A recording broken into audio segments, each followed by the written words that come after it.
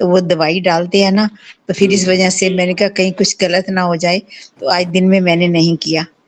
मुझे लग रहा है, लेकिन कभी लगता है कि ज़्यादा मतलब कि कई बार ऐसे हो जाता है, क्योंकि ये बीमारी मेरी ऐसी है कि इसमें ग्लूकोमा है, तो थोड़ा-सा है, बाकी हो जाएगा ठीक, हमें विश्वास है। मैंने कल भी किया था, आज भी किया था।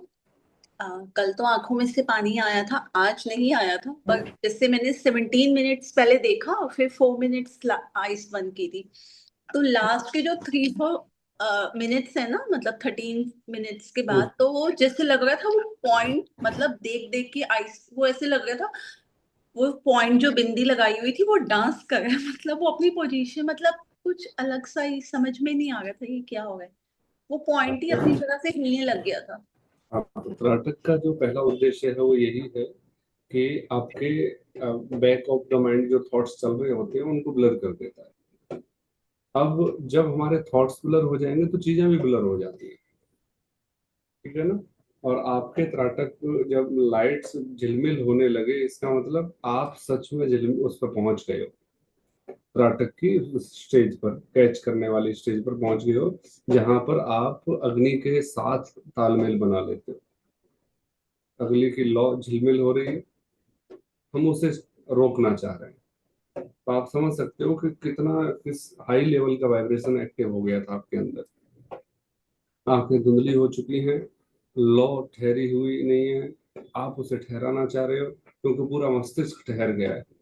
ऐसी सिचुएशन को कहते हैं, अगर इसको कहते हैं, बीमारी बोलते हैं साइकोलॉजी में, ध्यान से समझना। आम लोगों के लिए, आध्यात्म में नहीं है ये।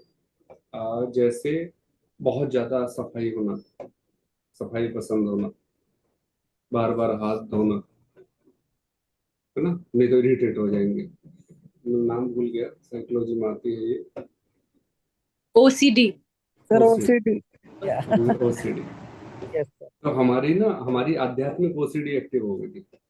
रुक जाओ, लाइट से कहना चाह रहे हैं कि रुक जाओ, और वो मस्त डांस कर रही है क्योंकि वो।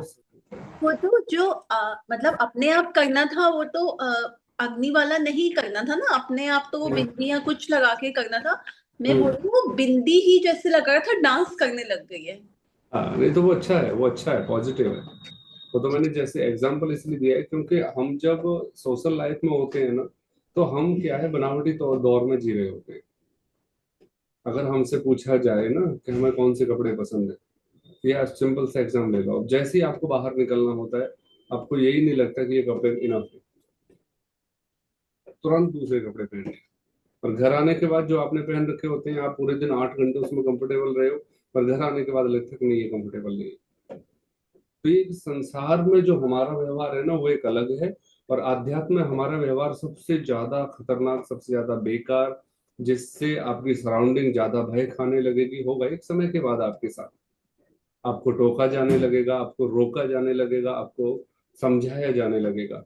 तो प्लीज हिम्मत रखिएगा, वो भी आपके साथ खड़े होंगे, पर ये प्रकृति टेस्टिंग करेगी आपके किसी यारे प्यारे के माध्यम से ही, कि चल बहुत है, इतना भी तेरे को घूमने फिरने की जगह नहीं है। एक मेरे स्टूडेंट थे, वो बहुत प्रैक्टिस करते हैं अभी भी। उनको तो घर वाले कहने लगे थे ऐसा बैठ जाता है, मतलब अब धीरे धीरे उनकी फैमिली दोनों ही बैठने लगे। मेडिटेशन एक जर्नी है ना, गाड़ी के दो पहिए होते हैं, तो हस्बैंड वाइफ दोनों बैठने लगे। नरेंद्र जी, और नरेंद्र जी जब नहीं होते थे वो खुद करती थी मेडिटेशन, शांत बैठ जाना, एक चद्दर ओढ़ी और बैठ गए। अब देखो सेंटेंस देखना, सोसाइटी का इतना शानदार सेंटेंसेस होते हैं कि अच्छे अच्छे का कॉन्फिडेंस डगमगा जाए। मतलब मुझे तो डर लगता है, पर देख उनको पता ही नहीं है कि ये तो, ये जो लगाई है ना जिसको, ये जो आग लगाई है वो लगाने वाला प्रदीप ही है। मेरे पास आके बैठ गए उनकी सासू ने, मतलब मेरे दोस्त की माता जी, बोले प्रदीप देख, हमारी बहू तो ऐसे बैठ करती है पूजा पाठ जैसे कोई विधवा बैठी हो। अब सोच के देखो किस लेवल का डर है। और अगर ये लाइन सुनने के बाद किसी के अंदर पेशेंस बचेगा, कोई मतलब नहीं।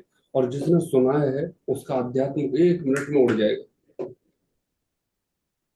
और मैंने नरेंद्र से पूछा, नरेंद्र अगर कभी ऐसी बात हो जाए तो, जिस हिसाब से तुम लपेट लपेट के बैठते हो, यार तुम कंफर्टेबल ड्रेस में बैठ जाया करो। तो वो बोला कि आ, हमें ऐसा लगता है कि हमारे अपने मेडिटेशन के कपड़े अलग होने चाहिए। वो रिसर्च में थोड़े आगे चले गए। वो कहते हैं कि हमारे जो कपड़े हैं, जैसे हम घर आते हैं तो हम प्रॉपर हाथ मुंह धोते हैं। तो मैंने कहा वही ओसीडी वाली बात। मैंने कि आध्यात्मिकता के नाम पे ओसीडी तो नहीं ओढ़ रहे हो ना। आध्यात्मिकता करंट लाइफ है, एक सेफ लाइफ नहीं है कि आप अलग से साइड में जाके बैठ गए, आप अलग से मेडिटेशन के लिए। आध्यात्मिकता क्या है? मैं आपसे कितना डिस्कशन कर रहा हूँ, करता हूँ ना आपसे डिस्कशन। मेरे हिसाब से नहीं, एक जो रिसर्च है, रिसर्च के अकॉर्डिंग और मेरी अपने आंतरिक एक्सपीरियंस के अकॉर्डिंग है ना। तो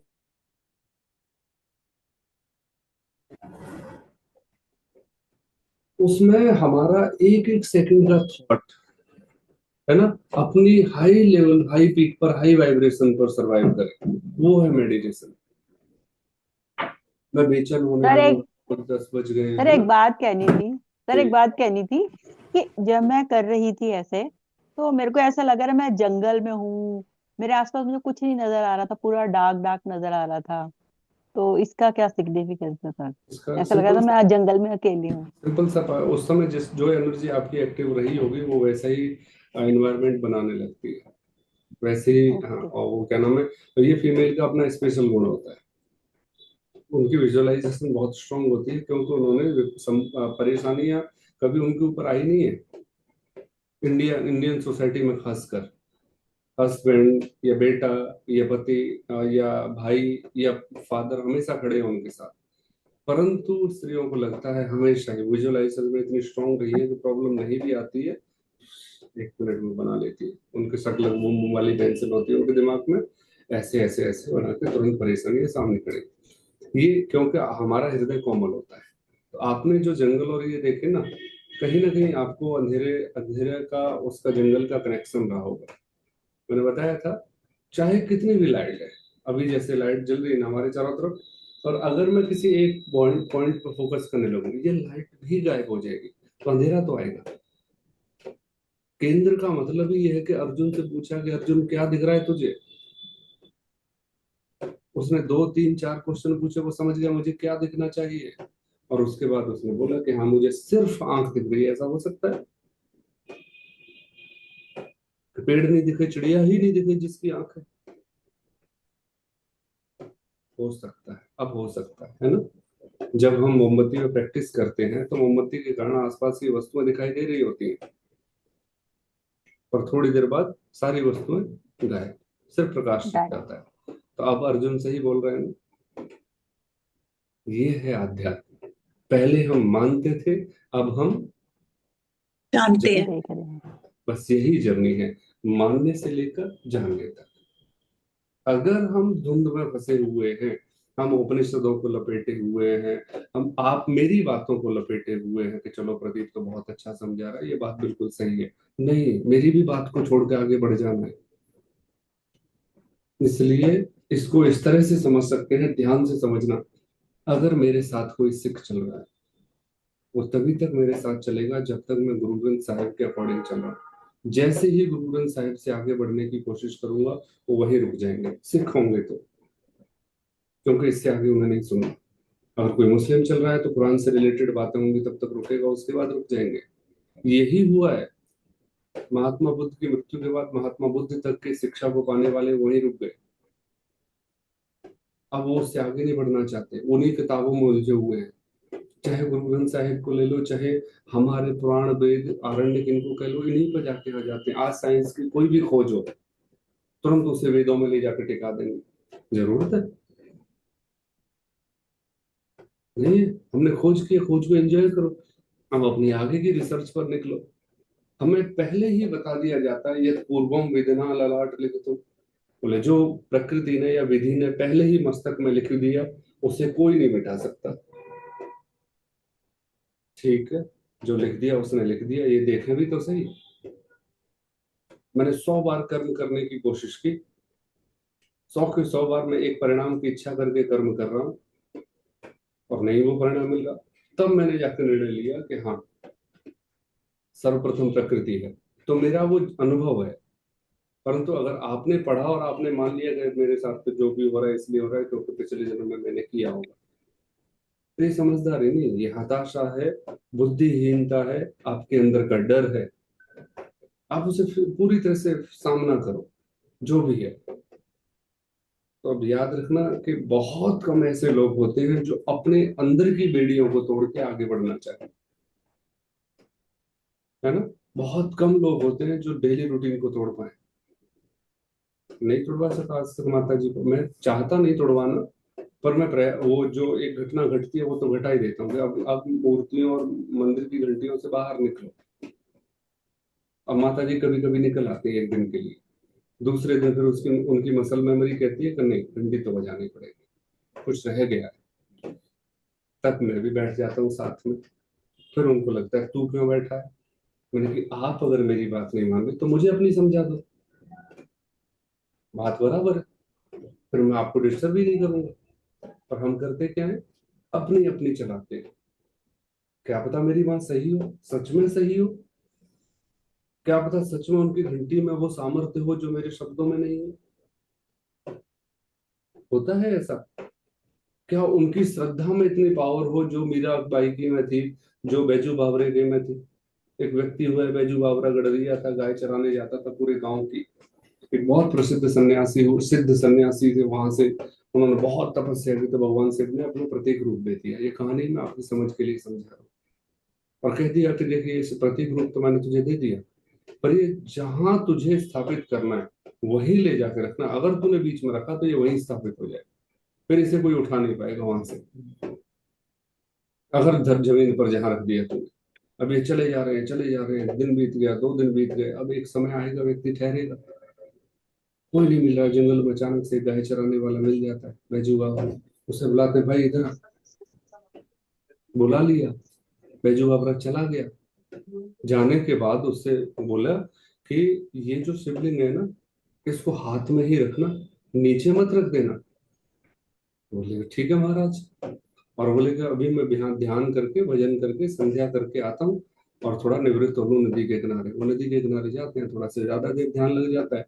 इसका बेचारे का घर लौटने का टाइम हो गया, गाय चराने तो गया है। और सन्यासी का क्या भरोसा कितनी देर मेडिटेशन में बैठा रहे। और उसने बोला कि जो होगा देखा जाएगा, मैंने तो संभालने की जिम्मेदारी ली थी, ठेका थोड़ी ले लिया पूरी रात का। उसने उठाया वही जमीन में रखा, चलने लगा। अचानक से थोड़े से हाव भाव बदले, सन्यासी को पता लगा कि हाँ कुछ तो गड़बड़ हो गई। दौड़ा दौड़ा आया, आके देखा यार क्या किया ये तूने। बोले किया क्या, तुम नहीं आए, मेरी गाय भागी जा रही है, उनको भी तो संभालना है, इससे मुझे कौन सी रोटी मिल जाएगी। और नीचे बोला कि अब तो ये यहाँ से उठेगा ही नहीं। उठाने की कोशिश की, सच में नहीं उठा। वो ठेठ निकला देसी बुद्धि। उसने कहा कि जब उठ ही नहीं सकता तो इसको 2 डंडे तो लगा ही सकता हूँ। उससे माँ को उसने 2 डंडे लगा दिए उस प्रतीक में। वह आगे देसी था, उसी का गुस्सा निकाल लिया, चला आया घर पर। दूसरे दिन फिर गाय चराते हुए वहीं पहुंचा। उसने देखा कि ये वही है जिसने सन्यासी का मेरी अवहेलना करवा दी। फिर 2 चलते हुए लगा दिए। सुबह आते 2 लगाता, जाते 2 लगाता। एक दिन दूसरे रास्ते से निकल गया, घर पहुंचा, याद आया अरे यार 2 खुराक रह गई। वापिस बोला कि भाग्यवान रोटी तो लेट खाऊंगा, पहले अपना जो अधूरा काम है वो पूरा करके आया। लट कंधे पर रखा, रात देखी विरात देखनी, जूते चप्पल देखनी, पहुंचा बढ़िया वाले 2 जमा। भगवान जी प्रकट हो गए। अब यहाँ भक्ति देखनी है, भक्ति का भाव देखना है, सरेंडर देना देखनी है। नहीं उसने नहीं देखा कि रोटी है सुबह ऐसा बुद्धि लगाई उसने, बिल्कुल भी नहीं। जो क्रम था ईमानदारी से भरोसे के साथ निभा रहा था। बोला कि मुझे किस बात, बोले कि मांग वरदान। तूने अपनी एक एक पूजा तो तूने लगातार की जो बिना इच्छा के की है और तूने रेगुलर की है। मतलब मुझे कोई वरदान नहीं चाहिए, मेरा तो काम था, याद आ गया, बेचैन रहता, जल्दी दिया, आ गया, दे दी। क्या पता रात को नींद आए नहीं आए, हाजरी लगी, तो मैं तो बस निवृत्त होने आ गया। तो क्या हम बैजू बावरे बन सकते हैं? तो जस्ट जो हमारी परंपरा दिनचर्या है उसी से निवृत्त हो जाए, नया कुछ नहीं पाले।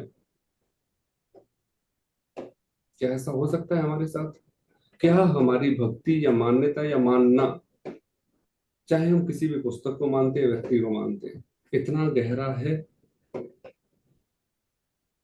बार तो दूसरे टाइम में ये सोचने लगे कि क्यों टाइम खराब करूं। आ जाएगा ना 2 दिन कहीं जाना पड़े, सोच के देखो ना।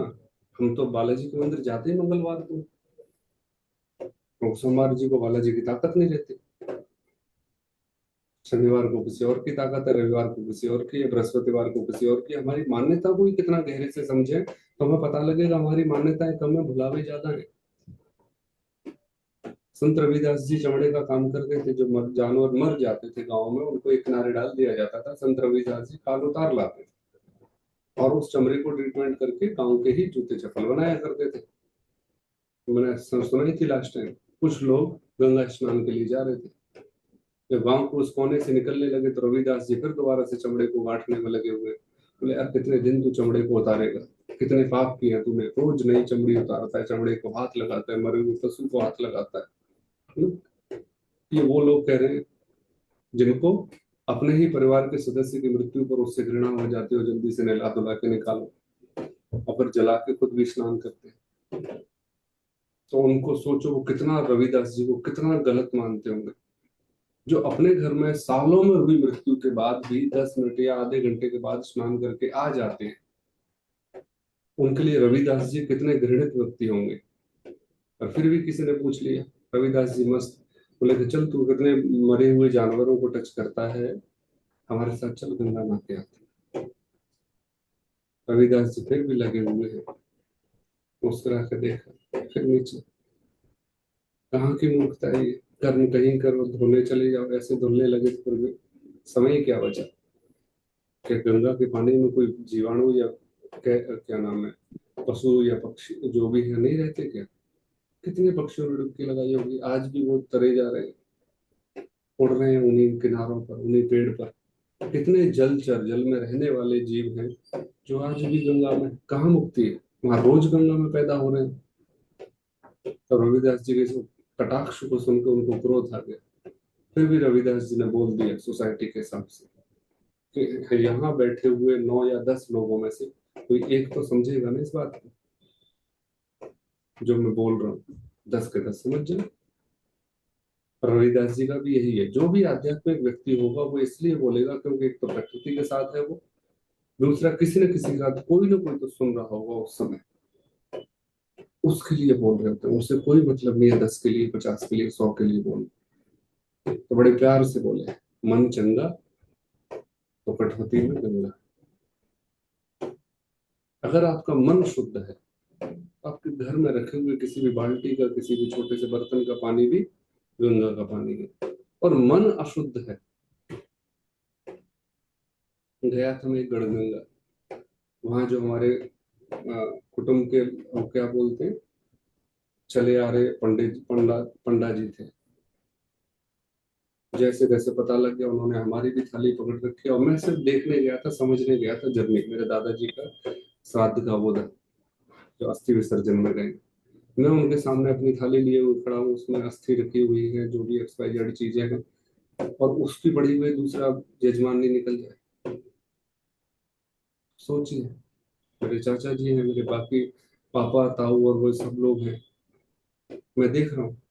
क्योंकि श्रद्धा अपनी जगह है, बिल्कुल अंधश्रद्धा। साइंस अलग है, साइंस एक होश में होती है। और उधर पंडित जी को भी परेशानी हो रही है, इनके यजमान के चक्कर में मेरे वो 2 वाले यजमान नहीं निकल जाए। मैंने कहा कि आप उनको भी ले आओ, रुक जाएंगे। तो मैं सेकंड निकल गई, फटाफट से दौड़। मेरे ताऊ जी पापा गुस्सा हो गए, बोले क्या जरूरत है तुझे बोलने की। मैंने कि अब वो श्रद्धा कैसे करवाएंगे मेरे दादाजी का अस्थि विसर्जन, जिसका ध्यान तो वहां पड़ा हुआ है दूसरे यजमान की थाली में, मेरी थाली कहाँ यूजफुल रहेगी। आप सोचिए, लोग विसर्जन करके तुरंत भागते हैं, गाड़ी मैं चलाने वाला, गाड़ी भी मेरी, तो मेरे कारण उनको बेचारों को रुकना पड़ा। तो मैं शाम तक मैं उनको ये दिखा के आया कि आप अपने रिचुअल्स मानना एक अलग चीज है, पर होश में तो मानिए। तो एक बार दोबारा से लेकर आता हूँ कि अभी जो आप अनुभव कर रहे हो उषा जी, संतोष जी, है ना, ये हमारा अपना अनुभव है।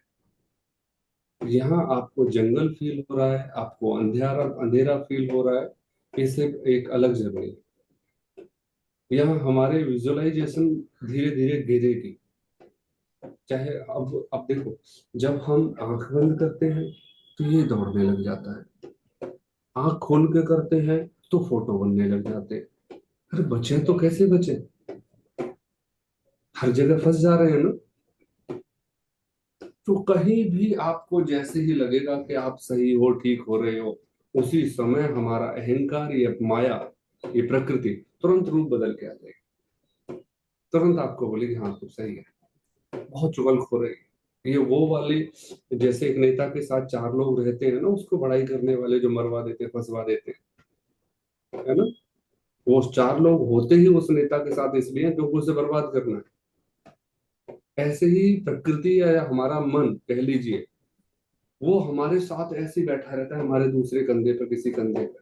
जैसे ही हम सोचते हैं कि हाँ मैं इसे कर रहा हूँ, भले वो गलत हो, वो तुरंत बोलेंगे हाँ हम सब बिल्कुल सही जा रहे हैं, तो चाहे हम गड्ढे में गिर जाएं, नीचे पड़े पड़े भी करेंगे, कोई बात नहीं, पैरी तो टूटे, तू सही है। इसी अहंकार में सदियों तक लड़ाइयां चली, इसी अहंकार में हम पागल रहे, इसी अहंकार में घर परिवार टूटे, इसी अहंकार में सारी चीजों में रिश्ते नाते कुछ भी कह लीजिए, इसी अहंकार में दोस्ती है, और इसी अहंकार में हमने अपने आप को खोया। तो आइए, त्राटक यही करता है उषा जी, हमारे अंदर पल रहे हजारों सालों के, है ना, हजारों सालों को छोड़ दीजिए, हमारी अपनी उम्र के बराबर के मिथक को तोड़ता है। क्या करता है त्राटक? सर आवाज क्लियर नहीं है, आवाज क्लियर नहीं है? तभी मैं कान पे लगा रही हूँ आज।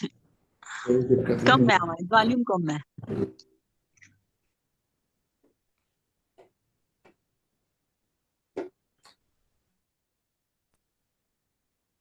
अभी अभी थोड़ा चेंज हुई? नहीं, एज इट इज ही है।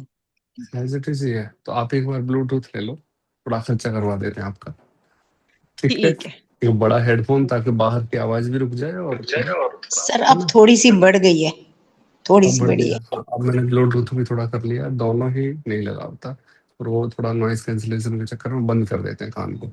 अच्छा वापस आते हैं। त्राटक बस यही करता है, जब हमारे कान हमें धोखा दे रहे होते हैं, जब हमारी आंखें हमें धोखा दे रही होती हैं, जब हमारा मन भी हमें धोखा दे रहा होता है, तब त्राटक ही ऐसा अटैक है उनके ऊपर जो उनके उनके बनाए हुए जाल को तोड़ने का काम करता है। वो आंसू सिर्फ आंसू नहीं है, हमारे मस्तिष्क के अंदर पिघलने वाले केमिकल लोचे को एक दिशा देने का कार्य करते हैं। वो त्राटक ही है जो हमारे, जितनी मेरी एज हुई है, और मैं आज शाम को ही किसी से बात हो रही थी, नाम मैं भूल गया, और उन्होंने बोल, एक जो मोटिवेशनल है ना, बोले कि वो मोटिवेशनल वीडियोस देख के ना अपने आप को मोटिवेट करते हैं, पर आध्यात्म ऐसा नहीं है। जितने भी मोटिवेशनल स्पीकर हैं, मोटिवेशनल बातें हैं, वो सारी बातें सिर्फ और सिर्फ भ्रम है, आपके अंदर एक नया भ्रम पैदा करेंगी। अब आप देख लीजिए, आपको नया भ्रम चाहिए या अपनी रिसर्च चाहिए? तो त्राटक आपके पुराने भ्रम को तोड़ता है, पुराने पैटर्न को तोड़ता है, इस भ्रम को भी तोड़ता है कि आप जो कर रहे हो इसमें सक्सेसफुल हो जाओगे, या इस भ्रम को भी तोड़ता है कि मैं फेल हो, पास होंगी या नहीं होंगी। उसका काम ही है आपको गिराना। एक बार मैं गिर गया तो फिर ये शरीर उठेगा, ये आत्मा उठेगी, मैं के गिरते ही। पर जो प्रकृति उठाएगी ना, वो बहुत पावरफुल होगा। थोड़ा सा प्रयास करेंगे, रिजल्ट इतने ज्यादा आएंगे। और अभी क्या कंडीशन है हमारी? क्योंकि हमारे अंदर का अहंकार, मुझे ये करना है, मुझे वो करना है, मुझे ये बनना है, मुझे ये होना है, ये जो अहंकार है, इसमें मेहनत इतनी है, रिजल्ट का अता पता नहीं है, गारंटी है। और जब हम स्पिरिचुअल पाथ पर आ जाते हैं, सरेंडर करने की कंडीशन में, या बिल्कुल हमारे अंदर के अहंकार को हम गिरने के लिए ऐसे त्राटक के माध्यम से करते हैं, तो फिर आप ना चाहो, पर प्रकृति को आपको दिशा देनी ही देनी है। उसका काम है, हम हमें तो छोड़ो, हम किस धूल के कण के बराबर हैं, इसने जिसने चांद, तारे, पृथ्वी, बड़े बड़े तारों को संभाल के दिशा दे रखी है। अब सोचो ना, इतने सारे ब्रह्मांड में ग्रह और तारे टकरा जाते आपस में अब तक, तो पृथ्वी जब एक मिनट में 400 किलोमीटर घूम सकती है, तो सोचो कितनी गति है। ये सारे अगर व्यवस्थित क्रम में चल रहे हैं तो प्रकृति सच में बहुत सामर्थ्यवान है। और वो ये कब हमारी हेल्प करेगी प्रकृति? जब हम अपने अहंकार को छोड़ देंगे या मैं को छोड़ देंगे। तो पिछले 24-25 दिन में हमने मैं को ही छोड़ना सीखा है। अब वो मैं बच गया है जो हमारी मसल मेमोरी में है, उसको हम तोड़ेंगे त्राटक के माध्यम से। तो आपके पास जो भी रोशनी का माध्यम है, दीपक है, मोमबत्ती है, अब अगरबत्ती भी जला सकते हो। एक टाइम मिल जाएगा, वो बुझती जाएगी। आपको तो रोशनी का टिमटिमाता चाहिए ना, वो भी चल जाएगा। ठीक है ना? तो बिल्कुल रिलैक्स होके बैठ जाओ। एक बार लाइट बंद कर लेते हैं। एक मिनट। ठीक है, मैं चला दूं पंखा पहले। कुछ भी, अगर आप उजाले में बैठे हैं तो किसी ऐसी वस्तु पर ध्यान केंद्रित कर दीजिए जो दोनों आंखों से एक साथ देखी जा सके और छोटी से छोटी हो।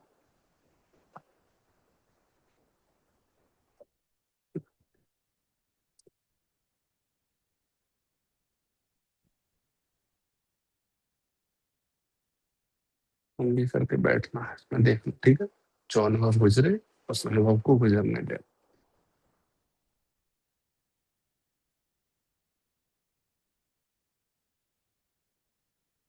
अभी हम जर्नी में हैं। सबसे पहले स्वीकार करो कि इस रोशनी को एकटक देखने के माध्यम से मेरी जो अपनी विजुअलाइज करने की जर्नी है ना, वो थोड़ी रुकेगी। ठीक है, हमारा 10 मिनट का त्राटक रहेगा। उस 10 मिनट लगातार 8 मिनट हम आंखें खोलकर देखेंगे, 2 मिनट आंखें बंद करके देखेंगे। तो सबसे पहले गहरी सांस लीजिए और मुंह से सांस छोड़ते हुए अपने आप को रिलैक्स छोड़ दीजिए। और आइए शुरू करते हैं त्राटक।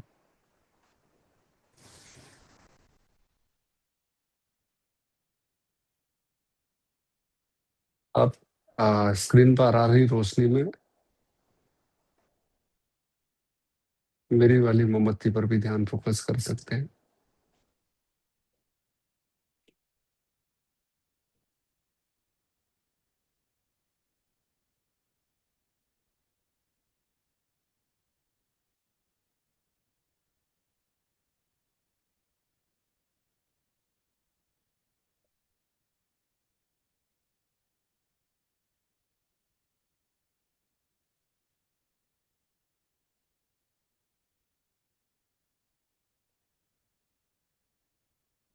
शुरू में पलकें झपकेंगी, कोई बात नहीं, नेचुरल रहना है बस।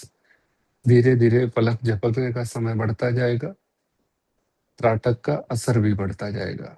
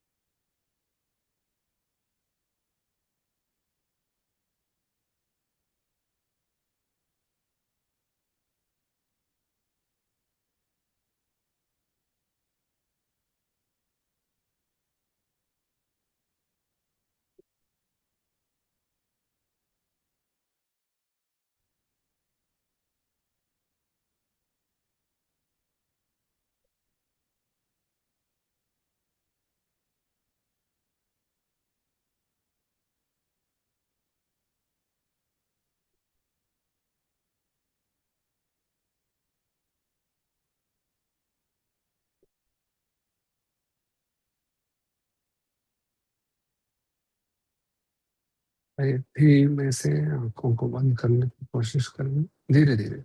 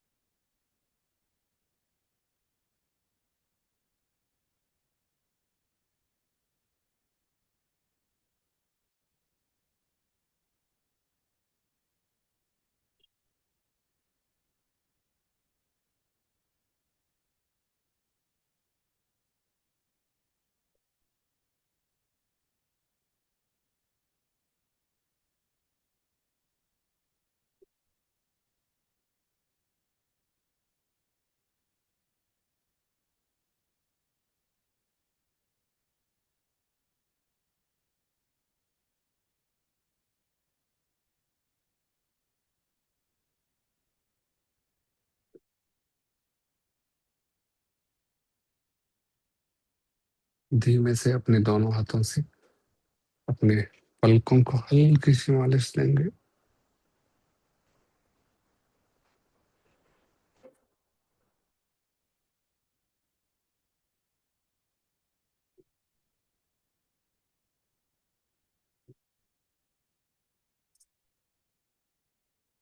अपनी आंखों को पूरी एनर्जी प्रदान करने के बाद अब आंखें खोलेंगे और धीमे से पहले थोड़ी देर रिलैक्स रहते हुए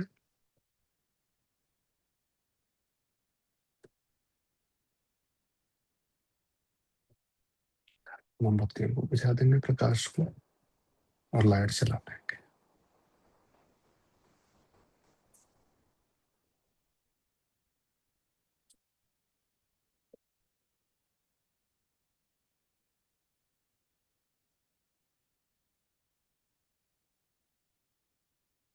अब इसमें क्या क्या आंखों में होता है, क्या क्या दिमाग में चलता है, ये जरूर सुनना चाहूंगा।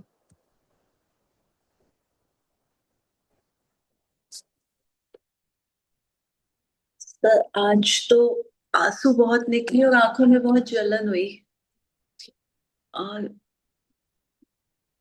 अभी भी वो अग्नि नजर नजर ही आ रही है, अभी तक ही आ रही है, एक पॉइंट ना नजर आंखों के आगे, ग्रीन से कलर का वो जोत सा पूरा बना हुआ नजर आ रहा है।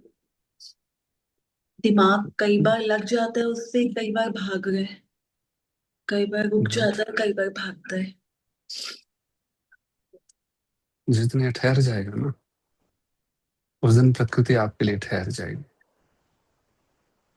मैं कुछ मूवीज का नाम लेता हूँ, हॉलीवुड मूवीज का, अक्सर उनको कभी कभी देखा करो। एक है टेनेट, टेनेट या टेनेंट, कुछ टेनेट मूवी है, कुछ इस तरह से है। उसमें बताया गया है रिवर्स थियरी।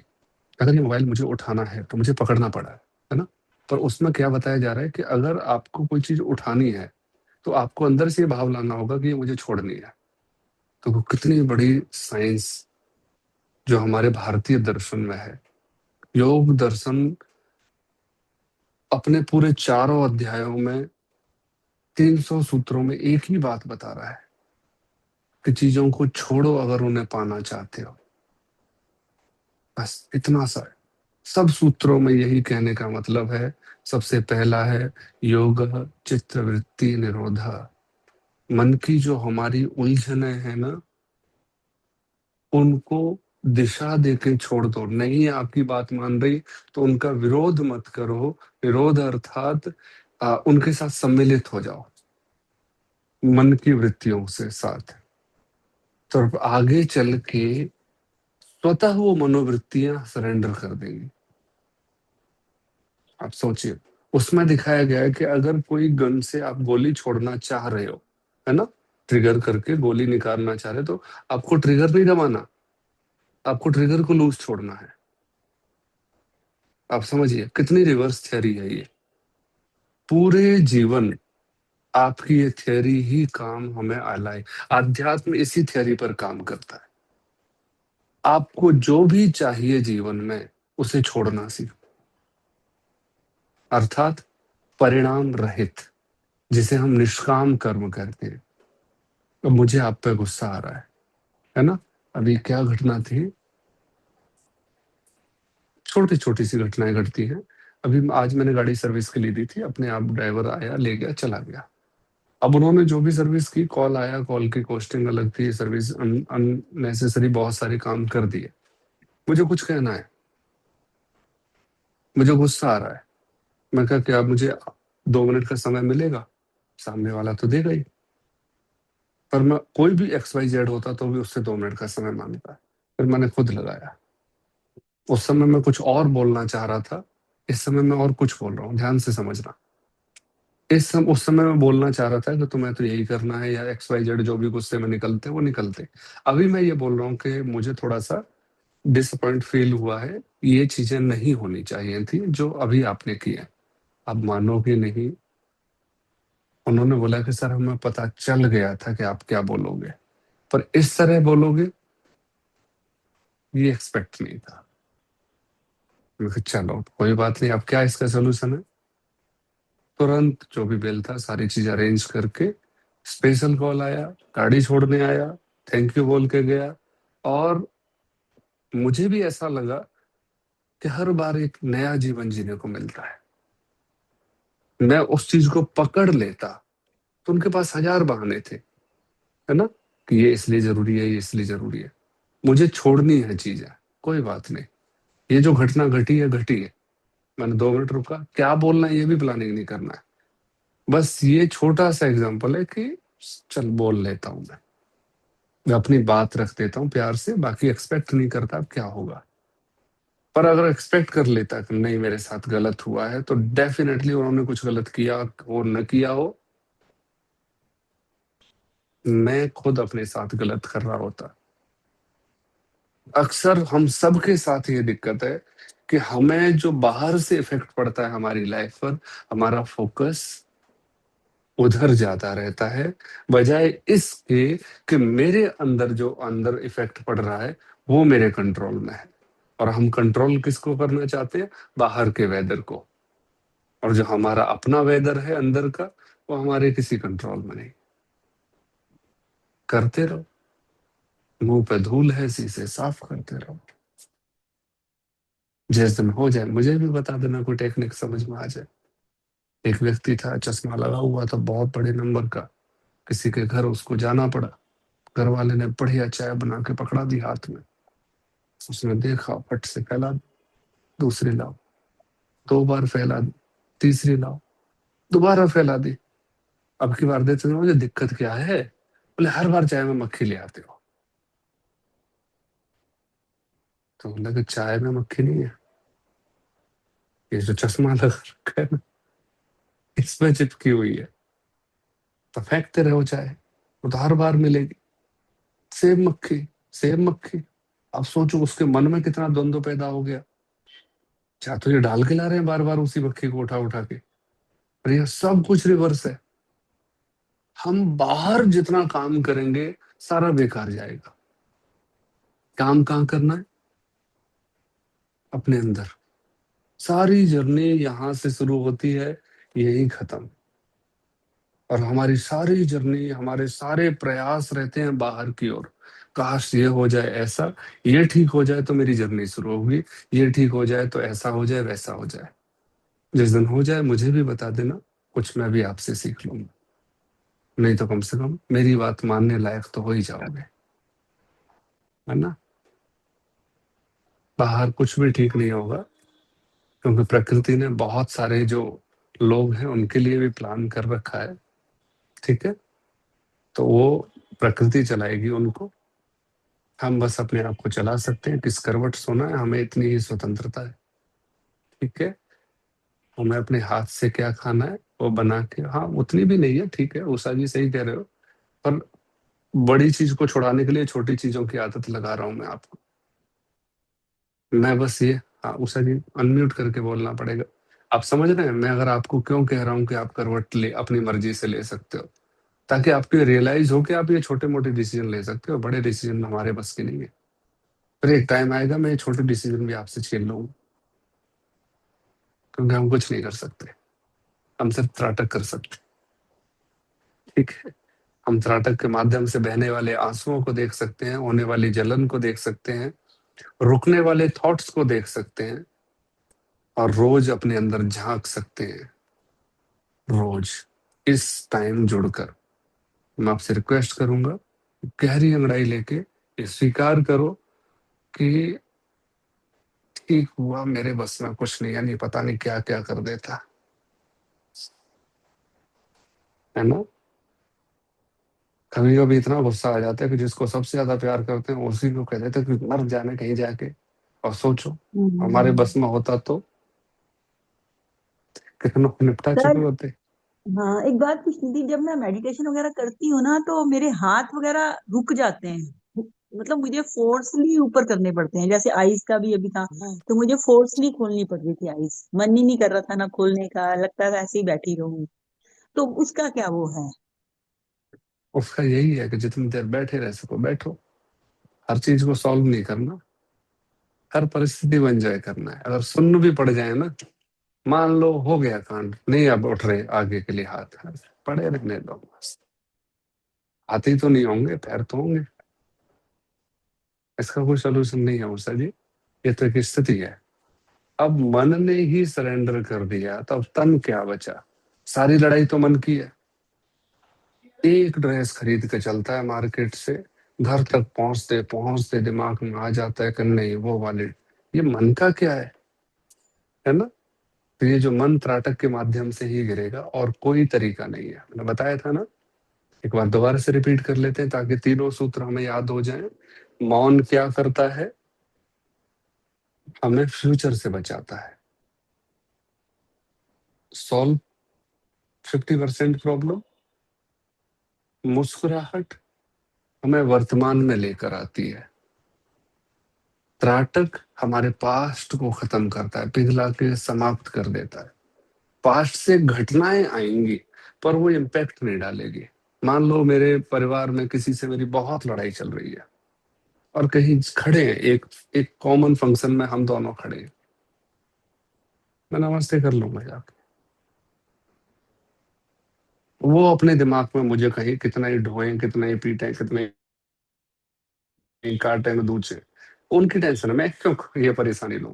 मेरा जो नेचर है मुस्कुराना, किसी भी व्यक्ति से हेट ना करना, मुझे मस्त रहना है अपनी मस्ती में, उसमें मस्त रहूंगा ना, मैं क्यों डिसाइड करूं। कई बार होता है गाड़ी चला रहा हूँ, सामने से हाई भी में एकदम ऐसे मार देते हैं, मुझे पता ही नहीं चलता धरती किधर गई। गाड़ी में मैं होता हूँ, गाड़ी किधर गई अपने आप जा रही होती है।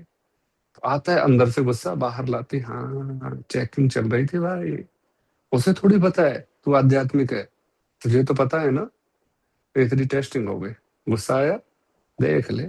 अब देखो, एक ही होता सीधी गाली की वाली लाइन कैसेट चढ़ा दी, खट से बटन दबा दिया, 3-4 गालियां, पीट भी दिया उसे, ऐसा कर देता। एक देखो ना हमारा द्वंद्व कितना है अंदर, यही चल रहा होता है परिवार में। देवरानी जेठानी या ऊपर नीचे दाएं बाएं किसी से कोई भी तू तुम्हें हो, तो यही होता है ना। नहीं, अब आप स्वतंत्र हैं, आप सिर्फ अपने लिए मुस्कुराएंगे, और हमेशा मुस्कुराएंगे, चाहे बाहर से कोई भी कष्ट आए, कोई शिकायत आए, कोई सिचुएशन आए, अंदर से उसी तरह स्थिर रहेंगे। चाहे कहीं आना है, कहीं जाना है, कुछ करना है, कुछ मिला है नहीं है, मन को पसंद है नहीं है, मैं मुस्कुराऊंगी। मुस्कुराइए और वर्तमान में आ जाइए, क्योंकि जब मुस्कुराते हैं चेहरा सबसे पहले आपको हैप्पी करता है। ठीक है, ऐसे ही मुस्कुराते रहिए, खिलखिलाते रहिए, स्वस्थ रहिए, मस्त रहिए। थैंक यू सो मच, बहुत सारी शुभकामनाएं, बहुत सारे प्यार के साथ आपको आपकी आध्यात्मिक जर्नी की बहुत सारी शुभकामनाएं। Thank you.